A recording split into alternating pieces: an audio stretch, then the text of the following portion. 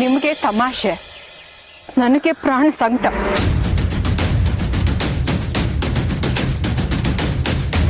ನನ್ನ ಹಣೆ ಬರ ಯಾರಿಗೂ ಬರಬಾರ್ದು. ನಿನ್ನ ಹಣೆ ಬರಕ್ಕೇನೇ ಆಗಿದೆ? ಚೆನ್ನಾಗೇ ಇದೆಯಲ್ಲ. ಏಕೆ ಚಾರ್ಜರ್ ಸಿಕ್ಕಿಲ್ವಾ ನಿನ್ಗೆ? ಮೊಬೈಲಲ್ಲಿ ಚಾರ್ಜ್ ಖಾಲಿ ಆಗಿರುತ್ತೆ. ವಿಡಿಯೋ ಹೆಂಗ್ ಅಪ್ಲೋಡ್ ಮಾಡೋ ಅನ್ನೋ ಚಿಂತೆ ಇವಳಿಗೆ.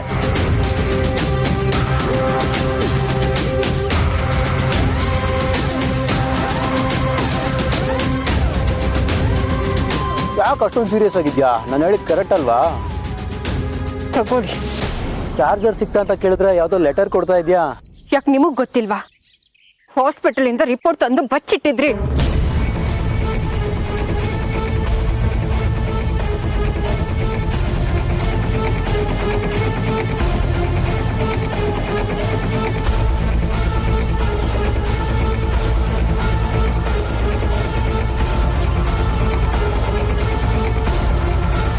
ಎಲ್ಲಿ ಸಿಕ್ತು ನಿನ್ಗೆ?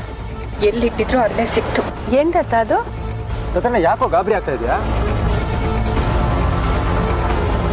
ಏನ್ ದತ್ತಣ್ಣ, ನೀವು ಪಿಂಕಿಗೆ ಏನಾದ್ರೂ ಸರ್ಪ್ರೈಸ್ ಕೊಡ್ಬೇಕು ಅಂತ ವಿಷಯ ಮುಚ್ಚಿಟ್ಟಿದ್ದೀರಾ? ಅಣ್ಣ ತಮ್ಮ ಇಬ್ರು ಸೇರ್ಕೊಂಡು ಸರ್ಪ್ರೈಸ್ ಮೇಲೆ ಸರ್ಪ್ರೈಸ್ ಕೊಡ್ತಿದ್ದೀರಾ. ಎಲ್ರು ನಿಂತರ ಅದೃಷ್ಟವಂತರಾಗಿರಲ್ವಲ್ಲ ಗೀತಾ.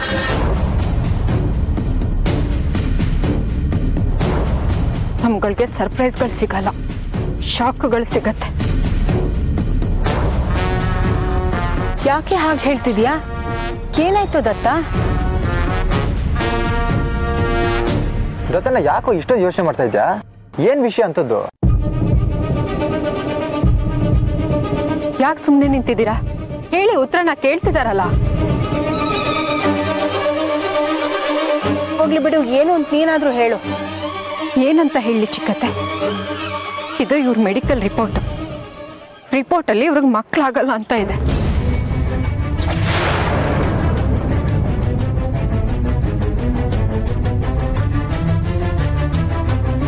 ಈ ವಿಷಯನ ನನ್ನ ಹತ್ರನೇ ಮುಚ್ಚಿಟ್ಟಿದ್ದಾರೆ.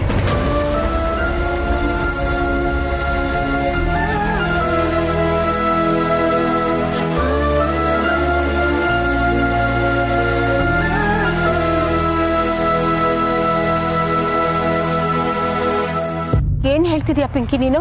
ನನ್ನನ್ನು ಯಾಕೆ ಕೇಳ್ತೀರಾ ಚಿಕ್ಕತ್ತೆ? ಕೇಳಿ ಇವ್ರನ್ನೇ.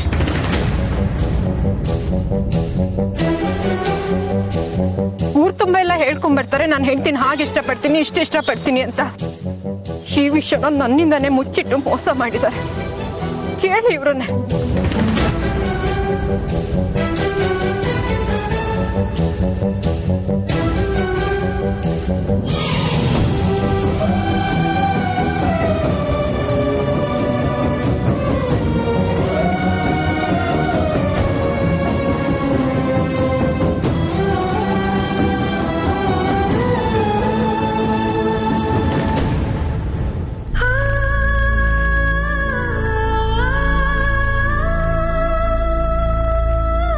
ಇದನ್ ಮೊದ್ಲೇ ಹೇಳ್ಬೋದಾಗಿತ್ತಲ್ವಾ ದತ್ತ? ಯಾಕೆ ಮುಚ್ಚಿಟ್ಯೋ? ತಪ್ಪು ನಂದೇನೆ. ಪ್ರಾಬ್ಲಮ್ ಇರೋದು ನನಗೆ ಅಲ್ವಾ?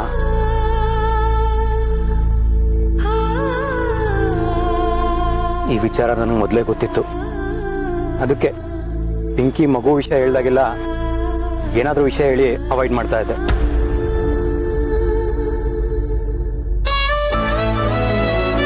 ದತ್ತಣ್ಣ ನಮ್ಗೆ ಹೇಳಿಲ್ಲ ಅಂದ್ರೆ ಪರವಾಗಿಲ್ಲ, ಅಟ್ಲೀಸ್ಟ್ ಅದಕ್ಕೆ ಜೊತೆ ಮಾತಾಡ್ಬೇಕಿತ್ತು ತಾನೆ.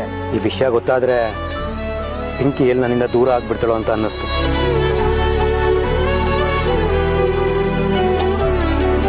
ಅದಕ್ಕೆ ವಿಷಯ ಹೇಳಿರ್ಲಿಲ್ಲ. ಆದ್ರೂ ಪಿಂಕಿಯಿಂದ ಈ ವಿಷಯ ಮುಚ್ಚಿಟ್ಟಿದ್ದು ತಪ್ಪು ದತ್ತ ನೀನು. ಅವಳು ಏನ್ ಕಡಿಮೆ ಇಲ್ಲ ಚಿಕ್ಕಮ್ಮ, ನನಗೆ ಗೊತ್ತಿಲ್ಲದಂಗೆ ಈ ಟೆಸ್ಟ್ ಮಾಡಿಸಿದಾಳೆ.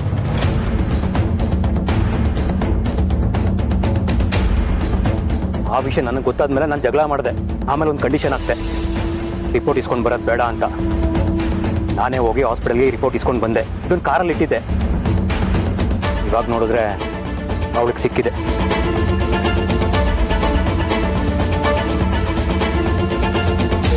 ನನ್ನಿಂದ ಇವಾಗ ಮಗು ಆಗಲ್ಲ ಅನ್ನೋದು ಅವಳಿಗೆ ಗೊತ್ತಾಗಿದೆ.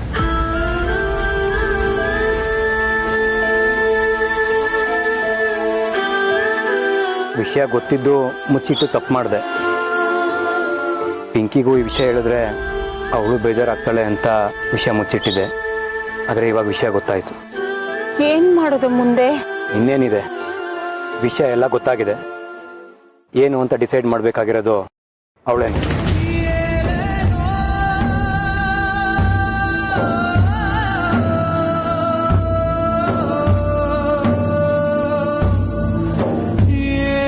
ಲಕ್ಕಿ, ಮುಖಂಡ್ ಸಮಾಧಾನ ಮಾಡೋ. ನಾನು ಮಾತಾಡ್ತೀನಮ್ಮ.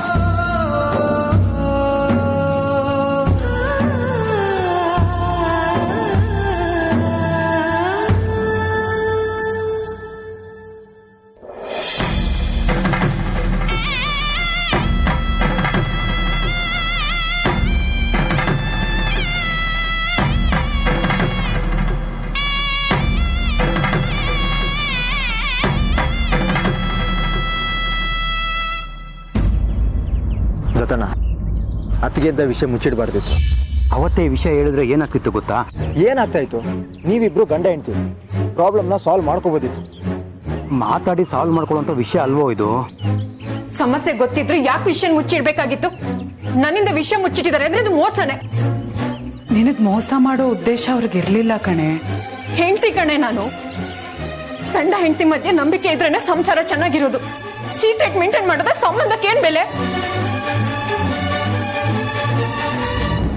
ನಾನ್ ಹೇಗ್ ಲಾಯಲ್ ಆಗಿದ್ದೀನೋ ಅದೇ ರೀತಿ ಅವರು ಲಾಯಲ್ ಆಗಿರ್ಬೇಕು. ಮೋಸ ಅಲ್ದೆ ಇನ್ನೇನು, ಮೋಸನೇ. ಅವ್ರು ನನ್ಗೆ ಮೋಸ ಮಾಡಿದ್ದಾರೆ. ಇದ್ರ ಹಿಂದೆ ಇನ್ಯಾವ ಉದ್ದೇಶನೂ ಇಲ್ಲ. ನನ್ನ ಉದ್ದೇಶ ಇದ್ದಿದ್ದು ಇಷ್ಟೇನೆ. ಈ ವಿಷಯ ಎಲ್ಲಿ ಪಿಂಕಿ ಗೊತ್ತಾಗಿ ನನ್ನಿಂದ ದೂರ ಆಗ್ಬಿಟ್ಟಳು ಅನ್ನೋ ಭಯ ಇತ್ತು. ಅದಕ್ಕೆ ಈ ವಿಷಯ ಮುಚ್ಚಿಟ್ಟೆ. ಅವ್ರ ಭಯದಿಂದ ವಿಷಯ ಮುಚ್ಚಿಟ್ಟಿದ್ದಾರೆ ಅಂದ್ರೆ ನಾನು ನಂಬಲಾಗಿದ್ದ. ಅವ್ರಿಗೆ ನನ್ನ ಮೇಲೆ ನಂಬಿಕೆ ಇರ್ಲಿಲ್ಲ, ಪ್ರೀತಿ ಇರ್ಲಿಲ್ಲ. ಅದಕ್ಕೆ ವಿಷಯ ಹೇಳಿಲ್ಲ. ನೋಡು, ಜೀವನದಲ್ಲಿ ನಾವ್ ಅನ್ಕೊಂಡಿದ್ದೆಲ್ಲ ಸಿಗಲ್ಲ ಕಣೆ. ಸಿಕ್ಕಿರೋದ್ರಲ್ಲಿ ತೃಪ್ತಿ ಪಡೋದ್ ಕಲಿಬೇಕು. ಅದ್ ನನಗೂ ಗೊತ್ತು. ಅಂತ ನಾನು ಅವ್ರ ಹತ್ರ ಏನ್ ಕೇಳ್ದೆ? ಒಂದು ಮಗು, ಒಂದು ಸಂಸಾರ ಇರ್ಬೇಕು ಅಂತ ಆಸೆ ಪಟ್ಟೆ. ಅದು ತಪ್ಪಾ? ಅಂತದೇನ್ ಕೇಳ್ದೆ ನಾನು ಅವ್ರ ಹತ್ರ? ದುಡ್ಡು ತಗೊಂಡ್ ಬನ್ನಿ, ಮೆಡಲ್ ತಗೊಂಡ್ ಬನ್ನಿ, ಆಸ್ತಿ ಸಂಪಾದನೆ ಮಾಡಿ ಅಂತ ಕೇಳಿದ್ನ? ಇಲ್ಲ, ನನಗ್ ಗೊತ್ತಿದೆ ಅವರಿಂದ ಆಗಲ್ಲ ಅಂತ. ಅರ್ಥ ಮಾಡ್ಕೊಂಡಿದ್ದೀನಿ ಗೀತಾ. ಆದ್ರೆ ನಾನು ಕೇಳಿದ್ದು ಒಂದು ಮಗು ಅಷ್ಟೇ.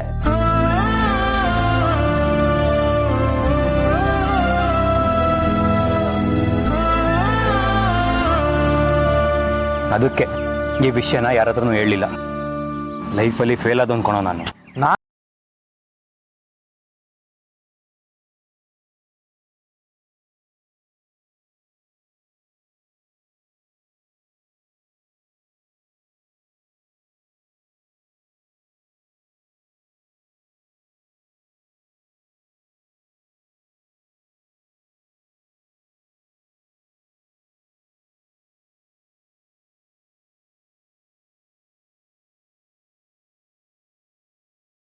ಮಾಡಿದ್ದಾರೆ ಅಂದ್ರೆ ಅದು ಮೋಸಕ್ಕಿಂತ ದೊಡ್ಡದು. ಕೊಂದು ಬಿಟ್ರು, ಆಸೆಗಳನ್ನೆಲ್ಲ ಕೊಂದು ಬಿಟ್ರು. ಈಗ ಅದನ್ನೆಲ್ಲ ಮಾತಾಡಿ ಪ್ರಯೋಜನ ಇದೆಯಾ? ಇಲ್ಲ ತಾನೆ. ನೀನ್ ಅವ್ರನ್ನ ಪ್ರೀತಿಸ್ತೀಯ ತಾನೆ ಪಿಂಕಿ? ಪ್ರೀತಿಸ್ತಿದ್ದಕ್ಕೆ ತಾನೇ ಅವ್ರನ್ನ ಕರ್ಕೊಂಡು ಹೋಗಿ ಚೆಕ್ ಮಾಡಿಸಿದ್ದು. ಅದೇ ದೊಡ್ಡ ತಪ್ಪು ಅನ್ನೋ ಹಾಗೆ ಮಾತಾಡ್ಬಿಟ್ರು. ಈಗ ಅವ್ರು ಮಾಡಿದೇನ್ ಸಣ್ಣ ತಪ್ಪ? ಖಂಡಿತ ಇಲ್ಲ. ವಿಷಯನ ಮುಚ್ಚಿಡೋದಕ್ಕೆ ಅವಳ ಮೇಲೆ ಕೂಗಾಡ್ದೆ ಅಷ್ಟೇ. ಅದು ಬಿಟ್ಟು ನನ್ಗೆ ಅವಳ ಮೇಲೆ ಏನು ಬೇಜಾರಿಲ್ಲ. ಆಗಿದ್ದಾಗೋಯ್ತು, ಮುಂದೆ ನನಗೆ ಗೊತ್ತಿಲ್ಲ. ನನ್ಗೂ ಗೊತ್ತಿಲ್ಲ. ಅದನ್ನ ಅವರೇ ಗೊತ್ತುಪಡಿಸ್ಬೇಕು. ಅವ್ರನ್ನ ನಂಬಿ ನಾನು ಈ ಮನೆಗೆ ಬಂದಿದ್ದೀನಿ. ನನ್ನ ಜೀವನನ ಅವ್ರ ಕೈಯಲ್ಲಿ ಕೊಟ್ಟಿದ್ದೀನಿ. ಒಂದು ಹೆಣ್ಣಾಗಿ ಇನ್ನೇನು ಮಾಡೋಕ್ಕಾಗುತ್ತೆ ಹೇಳು? ನೀನಿಷ್ಟು ವೀಕ್ ಆಗ್ಬಾರ್ದು ಪಿಂಕಿ. ನೀನೊಂದ್ಸತಿ ದತ್ತಣ್ಣನ ಹತ್ರ ಮಾತಾಡೋದು ಒಳ್ಳೇದು. ಆಗಿರೋದನ್ನ ಬದಲಾಯಿಸೋದಕ್ಕಾಗಲ್ಲ. ಮಾಡಿರೋ ತಪ್ಪನ್ನು ಎತ್ತಾಡಿದ್ರೆ ಪ್ರಯೋಜನ ಇಲ್ಲ. ನೀನು ದತ್ತಣ್ಣ ಕೂತ್ಕೊಂಡು ಮಾತಾಡಿದ್ರೆ ಇದನ್ನ ಸರಿ ಮಾಡೋದಕ್ಕೆ ಸುಮಾರು ದಾರಿಗಳು ಸಿಗ್ತವೆ. ಅದ್ರಲ್ಲಿ ನಿಮಗೆ ಯಾವ್ದು ಸರಿನೋ ಆಯ್ಕೆ ಮಾಡ್ಕೊಳ್ಳಿ. ಮುಂದೆ ಏನ್ ಮಾಡ್ಬೇಕು ಅಂತ ಯೋಚನೆ ಮಾಡೋಣ. ಸುಮ್ಮನೆ ಅತ್ತಿಗೆ ಮೇಲೆ ಕೂಗಾಡ್ಬೇಡ. ಇಲ್ವೋ, ನಾನೇ ಯಾಕೋ ಕೂಗಾಡ್ಲಿ? ಟೈಮ್ ಬಂದಾಗ ನಾನೇ ವಿಷಯ ಹೇಳೋಣ ಅನ್ಕೊಂಡಿದ್ದೆ. ಆದ್ರೆ ಏನ್ ಮಾಡ್ಲಿ, ಅವಳಿಗೆ ಮೊದಲೇ ಗೊತ್ತಾಗೋಯ್ತು. ಆಯ್ಕೆ ಮಾಡ್ಕೊಳ್ಳೋದಕ್ಕೆ ಇನ್ನೇನು ಇಲ್ಲ. ಇನ್ನು ತುಂಬಾ ಇದೆ ಕಣೆ. ಇನ್ನೇನು ಉಳ್ದಿಲ್ಲ ಗೀತಾ. ಇನ್ನೂ ಏನು ಮುಗ್ದಿಲ್ಲ. ಇವತ್ತಿಗೆಲ್ಲ ಮುಗೀತು. ಜೀವನದಲ್ಲಿ ಇದೊಂದು ಘಟ್ಟ ಅಷ್ಟೇ. ಆ ಘಟ್ಟದಲ್ಲಿ ಅವರು ಸೋತಿದ್ದಾರೆ. ಬದುಕೋದಕ್ಕೆ ಮಗು ಒಂದೇ ಮುಖ್ಯ ಅಲ್ಲ ಅಲ್ವಾ? ಬದುಕಿಗೆ ಮಗುನೇ ಮುಖ್ಯ. ಮಗು ಇಲ್ಲದೆ ಇದ್ರೂ ಬದುಕ್ಬೋದು ಕಣೆ. ನನಗಾಗಲ್ಲ. ಪ್ರಯತ್ನ ಪಟ್ರೆ ಆಗ್ಬೋದೇನೋ. ತಾಯ್ತನ ಅನುಭವಿಸಿದ್ರೇನೆ ಹೆಣ್ಣು ಪರಿಪೂರ್ಣ. ಗಂಡ ಹೆಂಡತಿ ಪ್ರೀತಿ ಪ್ರತಿರೂಪ ಮಗು ನಿಜ. ಆದ್ರೆ ಆ ಮಗು ಇಲ್ಲದೆ ಇದ್ರೂ ಪ್ರೀತಿ ಇದ್ದೇ ಇರುತ್ತಲ್ವಾ? ತಾಯ್ತನನೇ ಕಳ್ಕೊಂಡಿರೋಳು ನೀನು. ನಿನಗೇನ್ ಗೊತ್ತಾದ್ರ ಬೆಲೆ?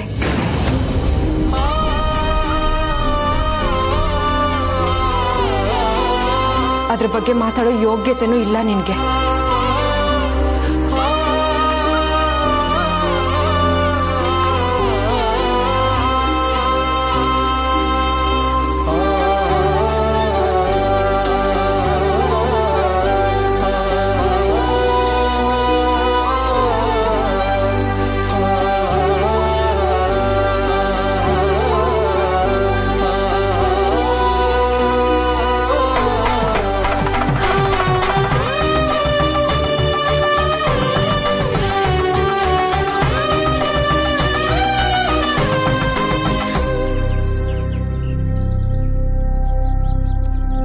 ದತ್ತಣ್ಣ,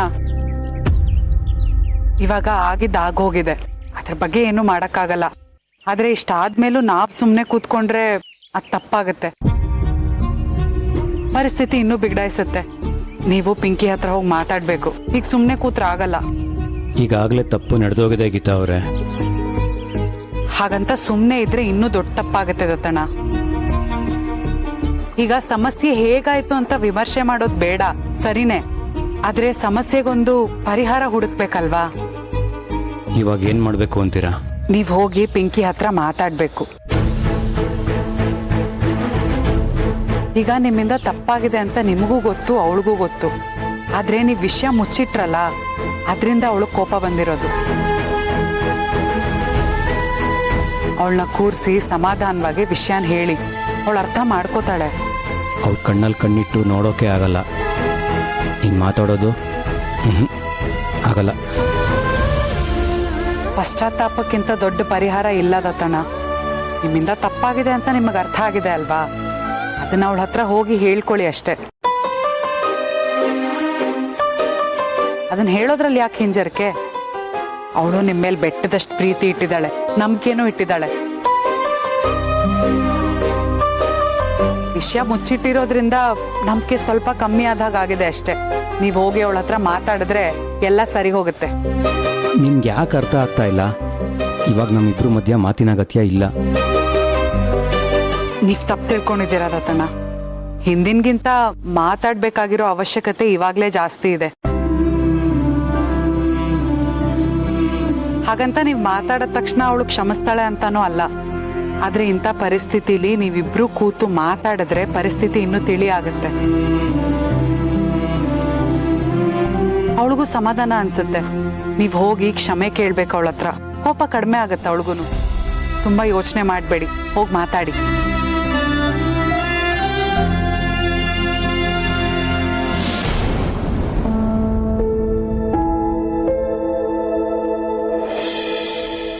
ಏನೇ ಇದು ಚಿಕ್ಕ ಮಗು ತರ?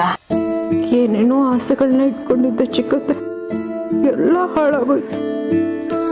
ಹೌದಮ್ಮ, ನಾವ್ ಅನ್ಕೊಳ್ಳೋದು ಒಂದು, ಅದಾಗೋದು ಒಂದು. ಅದೇ ಅಲ್ವೇನೆ ಜೀವನ. ನಾನೇನಾದ್ರೂ ಆಕಾಶಕ್ಕೆ ಕೈ ಚಾಚಿದ್ನ? ಸಿಗ್ಬಾರ್ದಷ್ಟು ಖುಷಿ ಸಿಗ್ಲಿ, ಕೊಡ್ಬಾರ್ದಷ್ಟು ಸಂತೋಷ ಕೊಡ್ಲಿ ಅಂತ.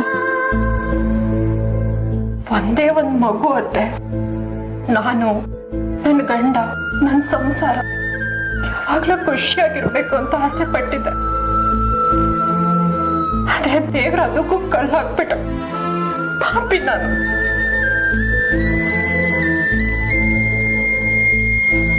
ಇದು ಪಾಪ ಪುಣ್ಯ ಅಲ್ಲಮ್ಮ.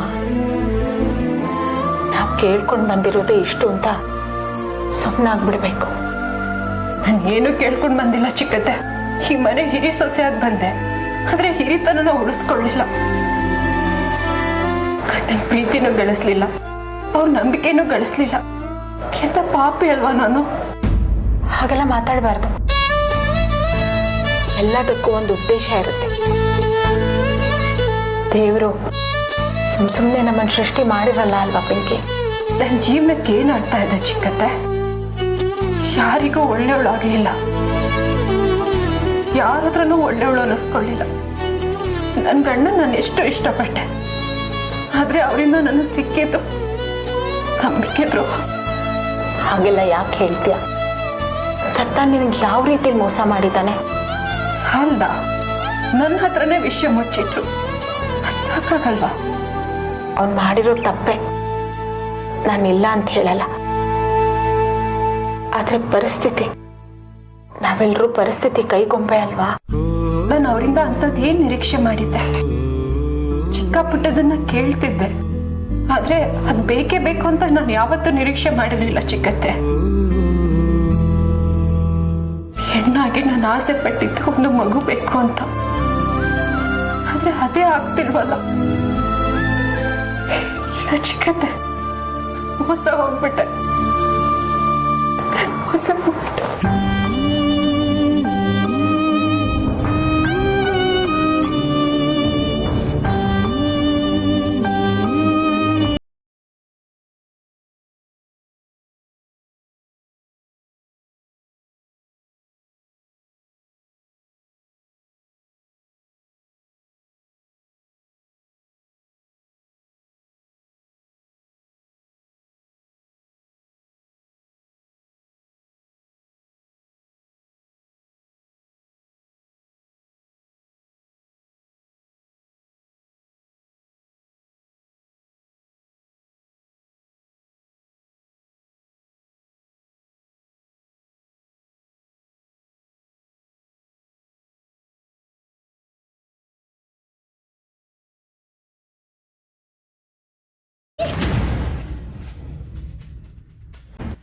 ಪಿಂಕಿ,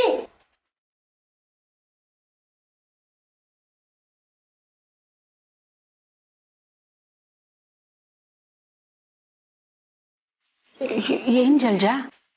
ಏನ್ ಸುಮತಿ, ನನ್ ಮಗಳ್ ಹೀಗ ನೋಡ್ಕೊಳ್ಳೋದು?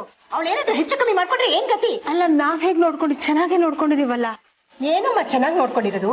ಏನ್ ಪ್ರಯೋಜನ? ನನ್ ಮಗಳ ಜೀವನನೇ ಹಾಳಾಗಿ ಹೋಗ್ತಾ ಇದೆ.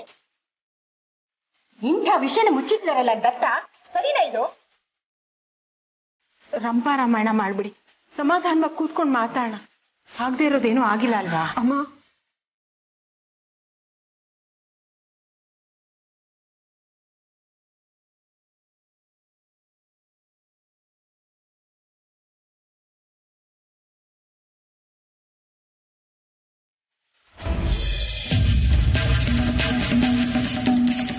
ಸಮಾಧಾನ ಮಾಡ್ಕೊಬಿಟ್ಟ. ನನ್ನ ಮಗಳು ಚೆಕಪ್ ಮಾಡಿಸಿದ್ಲು ಅನ್ನೋ ಒಂದೇ ಒಂದು ಕಾರಣಕ್ಕೆ ಮನೆಯಿಂದನೇ ಆಚೆ ಕಟ್ಟ ಹೊರಟಿದ್ದ ಅವನು. ಈಗೇನಿದ್ದಾನೆ? ಜಲ್ಜಕ್ಕ, ಇದರಿಂದ ಎಲ್ರಿಗೂ ಬೇಜಾರಾಗಿದೆ. ಆಗ್ಲೇ ನೀವ್ ಹೀಗ್ ಮಾತಾಡಿ ಇನ್ನೂ ಎಲ್ರಿಗೂ ನೋವು ಕೊಡ್ಬೇಡಿ ಪ್ಲೀಸ್. ನೀ ಸುಮ್ಮನೆ ರೇ, ನಿನಗದೆಲ್ಲ ಅರ್ಥ ಆಗಲ್ಲ. ನಿನಗಂತೂ ಮಕ್ಕಳಾಗಲ್ಲ, ಬೇರೆಯವ್ರ ಬಗ್ಗೆನೂ ಹಾಗೆ ಅನ್ಕೊಂಡ್ರೆ